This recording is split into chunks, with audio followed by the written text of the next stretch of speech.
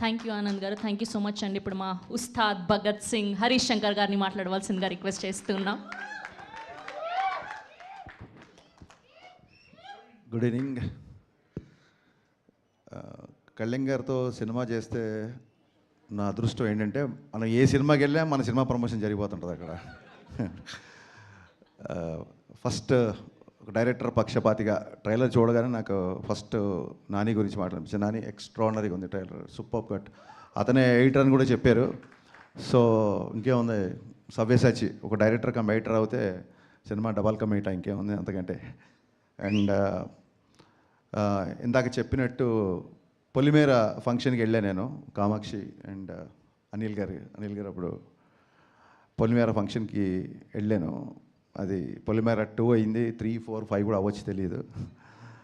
అలాగే బీమ్స్ ధమాకా ఫంక్షన్కి వెళ్ళాను నేను.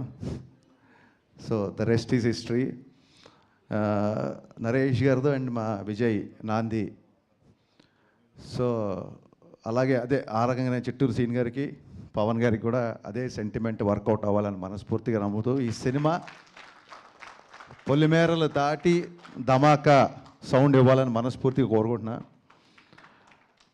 చాలా మా విజయ్ చెప్పినట్టు చాలాసేపు మాట్లాడారు అందరూ. డైరెక్టర్ గారు కోర్స్ ఫస్ట్ సినిమా ఎమోషన్ ఆయన, కామాక్షి గారు చాలాసేపు మాట్లాడారు, అలాగే మా డైరెక్టర్ గారు. నా ఆశ్చర్యం ఏంటంటే వీళ్ళందరూ కలిసి 2 గంటల సినిమా ఎలా తీశారని. So that is going to be the biggest surprise అని నా ఫీలింగ్. I'm waiting for that surprise. And Ramesh Reddy గారు ఎక్స్ట్రానరీగా ఉన్నాయండి మీ విజువల్స్, సూపర్. అండ్ మీరు చాలా ఫాస్ట్ అని చెప్పారు నరేష్ గారు. That is the need of an hour actually. So మీ ఇద్దరి గురించి మాట్లాడాలి, బట్ మీ ఇద్దరి గురించి అందరి గురించి మీరే మాట్లాడారు. మళ్ళీ మీ ఇద్దరి గురించి నేను మాట్లాడే వెంటనే హర్ష అండ్ జీవన్. చాలా టైం అయిపోయింది యాక్చువల్గా. చిట్టూరు సీన్ గారి గురించి చాలా మాట్లాడాలి నేను. మేబీ సక్సెస్ మీట్కి మళ్ళీ అప్పుడు ఆయన గురించి చెప్తాను నేను, చిట్టూరు సీన్ గారి గురించి డెఫినెట్గా. నరేష్ గారి గురించి ఖచ్చితంగా మాట్లాడాలి. నేను ఈవీ గారి సినిమాలు చూసిన తర్వాతే నేను సినిమా రైటర్ అవ్వాలనుకున్నాను. అక్కడి నుంచి నా జర్నీ స్టార్ట్ అయింది. సో పరోక్షంగా నా సినిమాల్లో ఏమాత్రం ఎంటర్టైన్మెంట్ బాగుంటుందన్నా, పాటలు బాగుంటాయన్నా, ఇంకేమన్నా సినిమాల్లో నచ్చే విషయాలు ఉంటే మట్టుకు వాటి మీద నాకు ఈవీ గారి యొక్క స్ట్రాంగ్ ఇన్ఫ్లుయెన్స్ నా మీద ఉందండి. ఆయనతో డైరెక్టర్ అయ్యాక కలిసే నేను ఒకసారి, బట్ ఆయనతో ఎక్కువ టైం ఎప్పుడు స్పెండ్ చేయలేదు. ఆ రిగ్రెట్ ఎప్పుడు ఉంటుంది నాకు. సో నరేష్ గారి ఫంక్షన్కి నాకు ఎప్పుడైనా ఇన్విటేషన్ వచ్చిందంటే నేను ఇంకా సెకండ్ థాట్ కూడా ఉండదు నాకు, ఇమ్మీడియట్గా నేను వచ్చేస్తాను అంటాను. ఎందుకంటే నేను డాడీతో ఎక్కువ టైం స్పెండ్ చేయలేకపోయాను. At least I have that privilege now. Naresh గారితో నాకు ఆ టైం స్పెండ్ చేసే అవకాశం ఉంటుంది ఫీల్ అవుతాను. నాకు ఆయన అంటే అంత ఇష్టం. అంటే ఈవీ గారి యొక్క స్ట్రాంగ్ ఇన్ఫ్లుయెన్స్ నా మీద ఉంటుంది. జస్ట్ బికాస్ ఆఫ్ హిమ్, ఆయన వల్లే నేను, because of him I'm here అని నేను చాలాసార్లు చెప్పాను. నేను కంటిన్యూగా ఇంతమంది కొత్త డైరెక్టర్లు అని అన్నప్పుడు నేనే ఇంకా లెక్క అడుగుదామనే టైంకి విజయ్ చెప్పాడు 35 మంది డైరెక్టర్లు అంటే. డెఫినెట్గా సినిమా ఇండస్ట్రీలో కొత్త వాళ్ళకి అవకాశం ఇస్తున్నప్పుడు ఎవరికి అవకాశం ఇచ్చినా ఒక్క వ్యక్తికి అవకాశం ఇచ్చినట్టు అవుతుంది. బట్ ఒక డైరెక్టర్కి అవకాశం ఇస్తే ఆ డైరెక్టర్ వలన ఒక 200-300 టెక్నీషియన్లు, ఒక 6 నెలలు, ఆ తర్వాత ఒక కొత్త లిరిసిస్టులు, అబ్బాయిలాగా ఒక కొత్త లిరిసిస్ట్ వచ్చినట్టు, కొత్త కొరియోగ్రాఫర్ వచ్చినట్టు. సో ఇండైరెక్ట్లీ ఒక డైరెక్టర్కి అవకాశం ఇస్తే ఎంతోమందికి ఇండైరెక్ట్గా అవకాశం ఇచ్చినట్టు.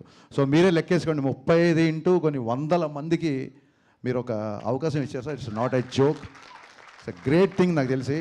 అండ్ ఇందాక విజయ్ చెప్పినట్టు ఆయన అసలు చెయ్యని జోనర్ లేదు. అసలు నాంది అవ్వచ్చు, గమ్యం అవ్వచ్చు, వెనకాలకి వెళ్తే వేదం అవ్వచ్చు, ఇంకోటి సినిమా విశాఖ ఎక్స్ప్రెస్ నాకు చాలా ఇష్టం, హిచ్కాక్ గారి. సార్ బైక్ రిపేర్ అయిపోయింది, టైర్ కూడా మార్చేయండి. చాలా టైం ఉంది సార్, టైర్ చాలా టైం ఉంది. ఇది యూరోగ్రిప్ ట్రెడ్ స్మార్ట్ టెక్నాలజీతో. ఇది చాలా సంవత్సరాలు వాడిన తర్వాత కూడా మొదటి రోజున్న అదే గ్రిప్ ఇస్తుంది. యూరోగ్రిప్ వాడితే టైర్ మార్చడానికి చాలా టైం ఉంటుంది. జనరల్గా నా ఆడియో ఫంక్షన్స్, నా ప్రీ రిలీజ్ ఈవెంట్లు జరిగినప్పుడు మా విజయ్ ఆ ఏవీలు చూసుకోవడం, ప్రోమోలు కట్ చేసి నాకు చూపించడం, మిగతాయి చేయడం, ఈ పనులలో ఉండేవాడు. నేను టక్కన రాగానే నా పక్కన నా ఆడియో ఫంక్షన్లు చూసిన విజయ్ నా పక్కన డైరెక్టర్గా కూర్చోబెట్టాడు. నరేష్ గారు మనస్ఫూర్తి ఇంకోసారి నేను థ్యాంక్స్ చెప్తానండి విజయ్ డైరెక్టర్ చేసినందుకు. నాకు ఫస్ట్ సినిమా అప్పుడు కూడా అంత టెన్షన్ క్రియేట్ అయింది నాకు. ఆ రోజు నాంది రిలీజ్ అవుతున్నప్పుడు విజయ్ గారు హిట్ కొట్టాలని. సో ఇలాంటి ఎందరో మందిని, ఇంతమందిని మీరు తీసుకురావడం అనేది ఇట్స్ యూఆర్ ట్రూలీ బ్లెస్డ్ అండి. వీరందరి బ్లెస్సింగ్స్ మీకు ఎప్పుడు ఉంటాయని మనస్ఫూర్తిగా కోరుకుంటున్నాను.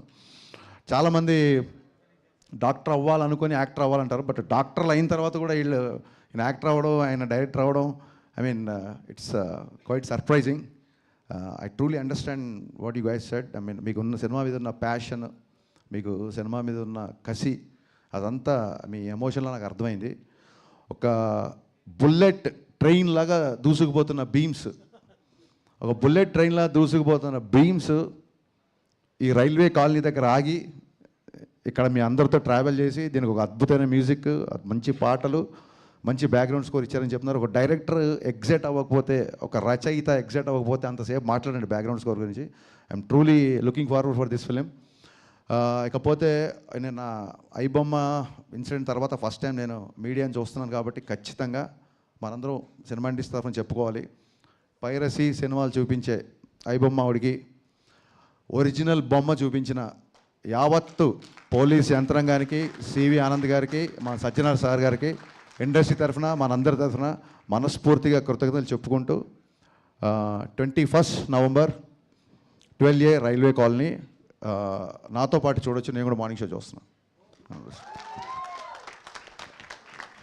Thank you sir, thank you so much. అక్కడ ప్రామిస్ చేశారు కదా అప్డేట్ ఇస్తానని చెప్పి, ప్లీజ్.